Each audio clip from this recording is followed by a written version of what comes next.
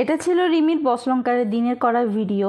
আর আমি মামার বাড়িতে গিয়েছিলাম বসলঙ্কারের দিনে সন্ধ্যাবেলায়। আমি যখন গাড়ি থেকে নামলাম আর যখন দেখলাম চারিদিকে এত লাইটিং করা হয়েছে, গেটটাও অনেক সুন্দর করে সাজিয়েছে, তো আমি আসলে ভিডিওটা না করে পারলাম না।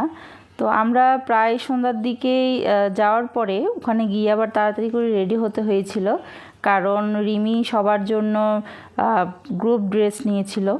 তো সবাই তো ড্রেস পরে ফেলেছে, কিন্তু আমারও রেডি হতে একটু টাইম লাগবে, তাই আগে গিয়ে রেডি হয়েই তারপর বের হয়েছিলাম আবার। তবে আমার জন্য একটু সুবিধাই হলো, কারণ বরযাত্রী আসার আগে আমি তো রেডি হয়ে গিয়েছিলাম। রিমি আমাদের ভাই বোনদের জন্য গ্রুপ ড্রেস অ্যারেঞ্জ করেছিল। ঢোলের আওয়াজ পেয়ে আমরা বরযাত্রীকে বরণ করার জন্য বেরিয়ে পড়লাম, কিন্তু ভাই বরযাত্রী কই? বরযাত্রীকে অনেক খোঁজাখুঁজির পর দেখতে না পেয়ে আমরা আর একটু সামনে এগিয়ে গেলাম, যদি আবার রাস্তা ভুলে যাই তাই জন্য। ওমা, গেটের মুখে এসে দেখি যে হ্যাঁ